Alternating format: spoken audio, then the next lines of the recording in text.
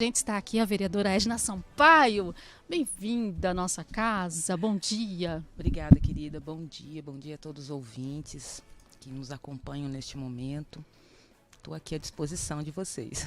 Eu sei que vai chover de pergunta no WhatsApp, tá? Então, Que se bom. você quiser mandar, pode ficar à vontade, 999713775, até porque teve um assunto novinho, né, ontem, que é a Comissão Especial de Acompanhamento das Investigações. Ela é uma proposta da vereadora Edna Sampaio e ela explica por que ela defende a abertura dessa comissão. Mas, enquanto isso, vamos falar da semana da consciência negra, vereadora Edna.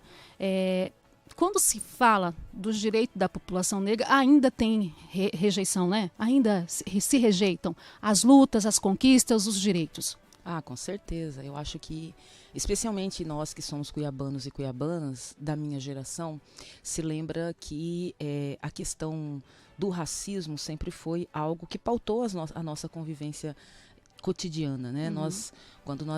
Quando era criança, na minha família, se falava muito dos vizinhos e tudo, se falava muito de melhorar a raça, né? Então a gente tinha que casar com um homem branco para poder nascer os filhos com cabelo bom e etc, né? E isso vem já desde do fim da escravidão, né? Desde o projeto de construção de nação no Brasil, em que os cientistas diziam que para a gente ser uma nação, a gente precisava purificar a nossa raça, né? A gente precisava, porque um país de mestiços não seria nunca uma nação, né? Então, assim, o racismo, ele começa de forma científica, entre aspas, né? E ele perpassa o conhecimento popular, ele vai chegando à posição das pessoas, mesmo que elas não tenham nunca lido nada sobre a sustentação do racismo na literatura científica, né? Então, a gente cresce ouvindo isso e ainda hoje é muito difícil falar para alguém, eu sou negra, né? Quantas pessoas me dirigem a palavra para dizer assim, não, Edna, você não é negra, você é morena, né? Por detrás disso que parece um elogio, é na verdade uma negação dos corpos negros na nossa sociedade, né? E não é por outra razão que nós temos uma sociedade composta por quase metade de população negra e parda, e você não consegue enxergar essa população nos espaços de poder, nos espaços de destaque, né?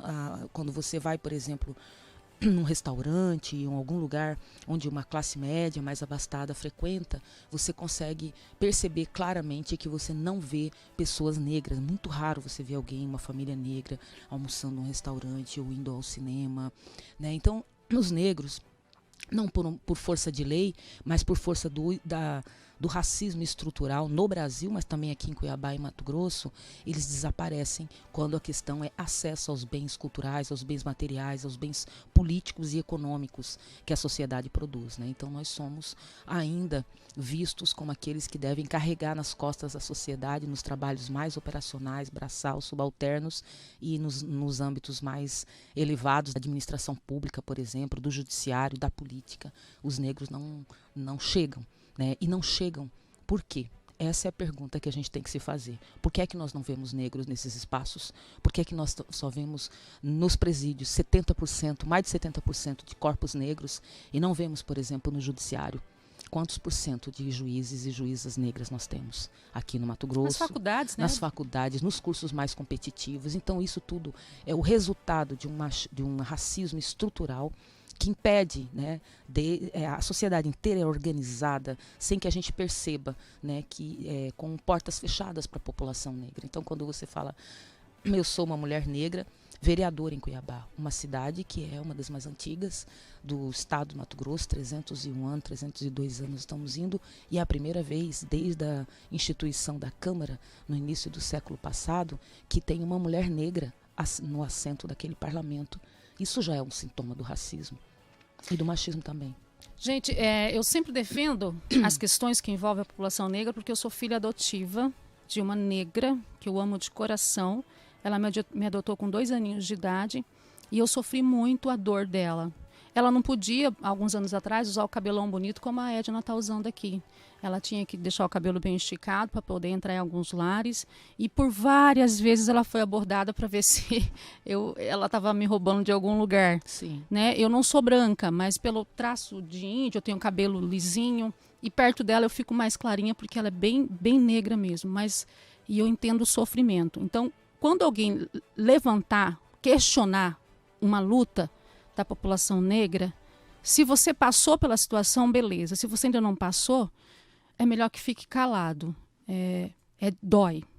O racismo dói, o preconceito dói, a discriminação dói, e dói muito. E até hoje a gente carrega a consequência disso. Sim. Mas vamos aqui para as perguntas. Tá bombando. Deixa eu ver aqui. Deixa eu pegar para não perder. Eu me perco às vezes. Bom dia! Estou na escuta da rádio. Pergunta para a vereadora se ela sabe que nos postos de saúde, principalmente o bairro Dom Aquino, não tem dipirona. Nem nas UPAs tem. O que a nossa vereadora Edna pode fazer por nós? Nós dependemos do SUS. Sim, eu sei muito bem disso. Temos batido duro em relação a isso junto à Prefeitura Municipal de Cuiabá. Tenho feito algumas visitas para saber exatamente qual é a situação que está posta. É geral a desestruturação do Sistema Único de Saúde. Em todos os postos? Em todos os postos nós temos problemas de abertura dos postos, né? Alguns, por exemplo, horário de funcionamento, nós temos problemas de medicamento, nós temos problema de equipe médica. Eu verifiquei esses dias atrás que foi desmontada as equipes de saúde mental, que é uma coisa muito grave, porque no momento de pandemia nós temos aí muito mais adoecimento mental, né? As pessoas ficaram sob situação de pressão nesses quase 2 anos de isolamento, muita gente ficou isolada, muita gente ficou restrita na sua sociabilidade, isso causou transtornos emocionais para muita gente, inclusive na minha família, né? Pessoas que adoeceram emocionalmente por conta dessa tensão que a pandemia colocou. Então é algo extremamente grave que está acontecendo na saúde no município de Cuiabá e nós precisamos estancar essa sangria desatada que existe. Nós precisamos desatar esses nós, porque a população é a que mais tem sofrido. Fizemos denúncias várias sobre a situação da saúde no município. Inclusive, durante a pandemia, denunciamos à Justiça, ao Ministério Público, o fato de que no antigo pronto-socorro passou-se o processo da pandemia inteira sem ter um médico visitador ali. As pessoas não sabem, mas o médico visitador é aquele que acompanha a evolução do paciente. Dentro da unidade, Dentro da unidade. Vai passando por vai quartos. Passando, vai evoluindo. Por exemplo, agora vamos trocar de medicamento, ou vamos aumentar a dose do medicamento diante do quadro. Esse médico, que é fundamental na evolução dos pacientes, para a cura, né, ele não foi... o município não tinha esse médico no pronto-socorro, que era referência para a Covid. Né? Então, assim, nós temos, talvez, assim, não sei, parece que a gente nunca pode falar que a situação está a pior que podia chegar, porque sempre tem um jeito de piorar, né? Infelizmente. Mas eu vejo que nós chegamos a uma situação em que não dá para aceitar essa situação que está posta à saúde no momento de pandemia e revela, sabe o quê? A incompetência, a incapacidade dos governos, nos 3 níveis da federação, de formular e implementar políticas públicas. São gestores incapazes de pensar o sofrimento da população e trazer para a pauta, para a agenda de governo, o atendimento da demanda da população. Nós passamos a pandemia inteira e o SUS, o atendimento, a saúde, a atenção básica, principalmente, continuou do mesmo jeito, abandonada, sim, sem atendimento. Outras doenças, para além da Covid, sem atendimento também. E a prova disso são os postos de saúde. A população todo dia aqui fala sobre todo isso. Todo dia. Eu recebo todos os dias gente que... Não é só gente aqui de Cuiabá. Gente de outros municípios, inclusive, que nos procurando vagas nos hospitais, procurando medicamento. Gente, é muito grave e muito complexo da saúde, mas não só da saúde. Acho que é porque a saúde a gente está vendo, né? As pessoas morrem se não tiver atendimento. Nós fomos o estado onde, proporcionalmente à sua população, mais morreu gente no Brasil de Covid-19. E isso é resultado não da Covid, mas da incompetência dos governos. Isso tem que deixar claro aqui. Agora, já estava um caos antes, né? Já estava um caos antes. A pandemia só sobrecarregou o sistema e demonstrou ainda mais gravemente e tristemente a incompetência dos nossos governos, tanto estadual quanto municipal. A Rosemary Ramos pergunta assim: gostaria de saber qual é a justificativa da vereadora votar contra a investigação do prefeito. Pronto, vai começar no assunto que a gente deveria ter iniciado. Não, mas eu acho ótimo esse assunto, acho que é importante. Bom, primeiro eu quero dizer para a população, para os ouvintes aqui, que a vereadora Edna Sampaio encara o combate da corrupção com muita seriedade. Nós não podemos mais repetir o que tem acontecido no Brasil, que é eu acho que é corrupto, então eu tudo ali e faço uma ação. E dedica um mandato inteiro só nessa pauta. Só nessa pauta, mas mais do que isso. É a plateia, entendeu? Eu não sou o tipo de política, de pessoa que está na política para sobreviver da política. Eu não vivo política, pela política. Né? Então, para mim, é muito importante que a população veja que as coisas precisam ser feitas de forma correta.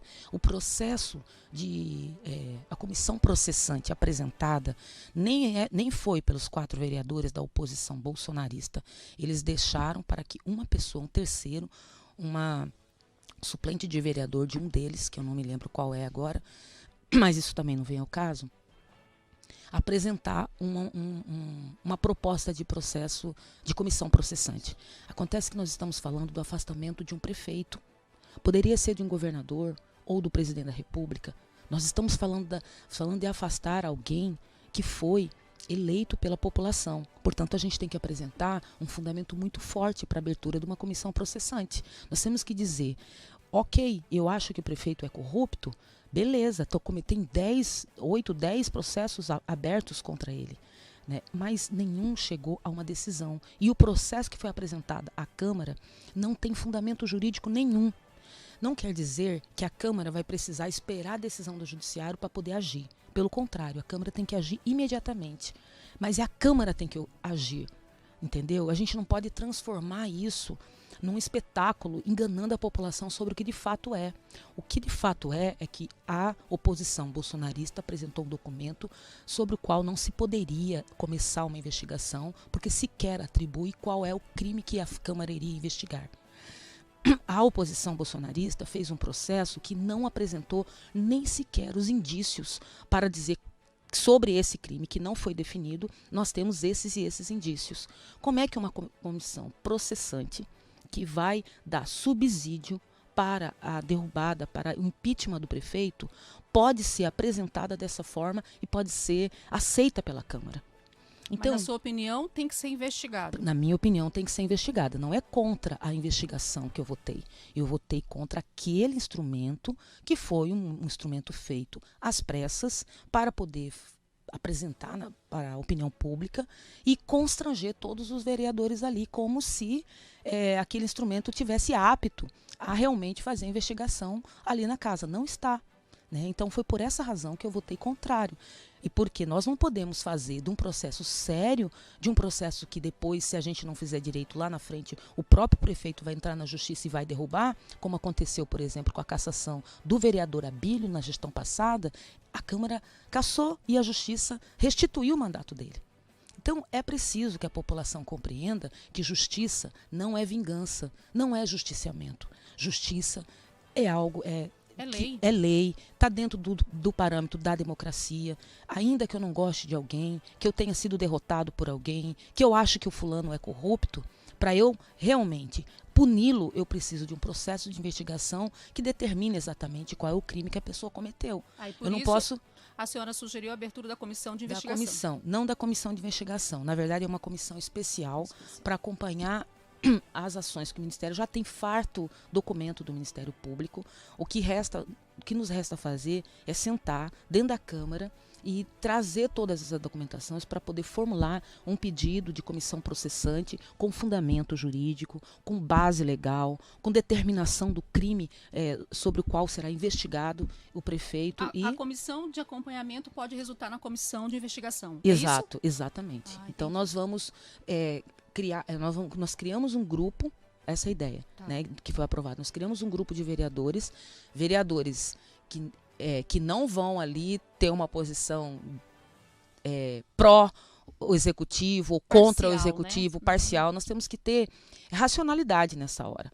E aí o que me incomoda é jogar na passionalidade isso e querer jogar todo mundo numa vala comum. né? Então, assim, eu não aceito que um grupo de vereadores dentro da Câmara Municipal queira rebaixar toda a Câmara, queira produzir uma narrativa de Casa dos Horrores para poder se destacar. Quando você massacra todo mundo, você precisa massacrar todo mundo, desqualificar todo mundo, para você se apresentar como herói, não é ético, não é justo, não é aceitável isso. Então, o processo apresentado, ele é imprestável do ponto de vista jurídico para ser apreciado, para ser conduzida uma investigação de responsabilidade de infração político-administrativa do prefeito. E é por essa razão que eu, particularmente, já tinha uma posição de rejeição em relação ao documento e depois isso também foi a posição da maioria ali. Mas a minha posição já estava posta desde a quinta-feira passada, quando se encerrou a sessão de forma abrupta pelo presidente Juca do Guaraná. Ali já estava pronta a minha posição, e já tinha discutido isso com a assessoria jurídica, já tínhamos discutido isso no âmbito do partido, da direção do Partido dos Trabalhadores. Então a nossa posição é uma posição muito tranquila, não é uma posição intempestiva, é uma posição de quem tem responsabilidade com a democracia, com o rito que a democracia pressupõe. O vereador Dilemar Alencar colocou na rede social dele uma fala com relação à comissão de investigação. Ele disse assim que essa investigação surgiu a partir de sua autoria porque o prefeito Manuel Pinheiro teria fechado com o PT. Ele até usou o termo assim, uma jogadinha petista. Isso ocorreu, vereadora? Eu acho que as pessoas falam, falam da vereadora Edna Sampaio, falam do PT, porque não podem falar da vereadora Edna Sampaio, né? Porque todos ali me conhecem e sabem da minha seriedade, da minha responsabilidade com os processos ali dentro. Eu sou uma das vereadoras, se não a vereadora mais produtiva da Câmara Municipal de Cuiabá. Eu estou em todos os debates e todos ali sabem que eu me reuni com o prefeito uma única vez para tratar de um assunto relacionado às políticas da economia solidária, de um grupo que está, porque a prefeitura estava ameaçando uma cooperativa de despejo e outras pautas relacionadas a demandas sociais, de políticas sociais, inclusive uma pauta fundamental que eu tenho batido o pé desde o início do meu mandato, que é a questão da instituição da política de transferência de renda para a população em situação de vulnerabilidade. Eu não conheço o prefeito, não tenho relação com o prefeito, não tenho nada, não devo nada e não tenho nada a temer. Então, se o vereador Dilemário está falando isso a meu respeito, deve ser porque ele está se baseando nas suas próprias práticas, né, que não são as minhas. E aí eu não posso me responsabilizar pelo que ele fala. Posso analisar a fala dele, porque caso caiba uma representação contra ele por calúnia e difamação a meu respeito, eu vou tomar mais essa providência contra o vereador. Nós temos 2 minutinhos, vamos falar da semana Sim. da Consciência Negra. Quando começa, quando termina, vai ter ação em quais bairros, como será? Então, a Semana da Consciência Negra é um esforço do nosso mandato no diálogo com diversos atores do movimento social e institucionais para que a gente possa dar visibilidade à questão racial na cidade de Cuiabá, no município de Cuiabá. Então, nós vamos começar com uma sessão solene no dia 16, às 14 horas, lá na Câmara, que a gente fez questão que a Câmara também acolhesse, recebesse e participasse ativamente da semana. Vamos homenagear, nós fizemos um edital para que as organizações sociais pudessem indicar as pessoas das várias frentes da ciência, da educação, do movimento social, do povo de axé, pessoas negras que pudessem ser homenageadas. Então nós temos uma lista aí de acho que mais de 100 pessoas que serão homenageadas, pessoas negras. Acho que tem que dar essa visibilidade. O artista Pádua se dispôs a fazer uma peça sua para podermos entregar para essas pessoas. À noite nós vamos ter, no dia 16, um cinema no Cine Teatro Cuiabá, que nós conseguimos com o pessoal do Sena 11, que coordena ali, o professor Fábio, que eu queria inclusive mandar um abraço para ele. Um beijo no coração, professor. E lá vai ter um cinema, que é o filme Doutor Gama, que foi um homem advogado, preso, sequestrado, né, pelo tráfico de escravos, depois que já havia sido libertado os escravos, se tornou advogado e libertou mais de 500 escravos da escravidão, né, naquele período, e é uma história fantástica. No dia 17, nós vamos ter o pessoal do Movimento Negro Unificado. Vamos ter a presença de várias lideranças nacionais do Movimento Negro Unificado. Vai até o dia 20? Vai até o dia 19. Vamos ter mesas, seminários, estudo sobre quilombos, educação, juventude, e também vamos fazer um seminário à noite, às 19 horas, para discutir esse momento de fascismo, de combate à democracia e o papel do movimento negro frente a tudo isso que está aí colocado e que nós somos as principais vítimas. No dia 18, nós vamos para a Praça Alencastro, e lá na Praça Alencastro nós vamos ter os povos de terreiro, os povos de axé. Serão 12 casas que vão se colocar ali em bancas, vão levar as roupas, as indumentárias. Isso dia 18? Dia 18. Aí comida. É o dia todo, aí dia o dia todo. Aí dia 19. Aí no dia 19 nós vamos ter aí o Black Money, que é os empreendimentos negros, artesanato, lojas, bijuterias, tudo dos empreendimentos negros, desfile de moda, oficina de tranças. E à noite nós vamos ter lá, já tudo isso também em parceria com a Câmara, com a Prefeitura, através da Secretaria de Cultura e de Direitos Humanos, e com os movimentos sociais, os sindicatos. Também no dia 19 nós vamos ter um ato pelas vidas negras e pelo Fora Bolsonaro. Né? Então, aí é do movimento sindical, né? Que, junto com o movimento negro, a gente vai estar fazendo esse ato. Então, vai ter o Beco da África lá também, no Beco do Candeeiro, onde vai ter apresentações musicais, danças, tambores. Então, é uma série de atividades, além de desfile, que vamos ter no bairro União, Jardim União, né? Que é uma articulação que nós fizemos com a Frente Favela Brasil. Quero agradecer a sua participação, dizer que o microfone da rádio está aberto para a vereadora Edna Sampaio e todos os outros vereadores da Câmara Municipal também estejam aqui, até porque o jornal é um jornal imparcial e é a voz do povo, e também tem que dar espaço para aqueles que nos representam no poder público em todas as esferas. 8h58, muito obrigada e até a próxima. Obrigada eu. Gente, muito obrigada, fiquem com Deus, se cuidem pra valer, e amanhã eu volto com mais informações, com a sua opinião. Até lá. Este programa é um oferecimento da Valor Contábil. Valor Contábil, empresa católica há 15 anos no mercado.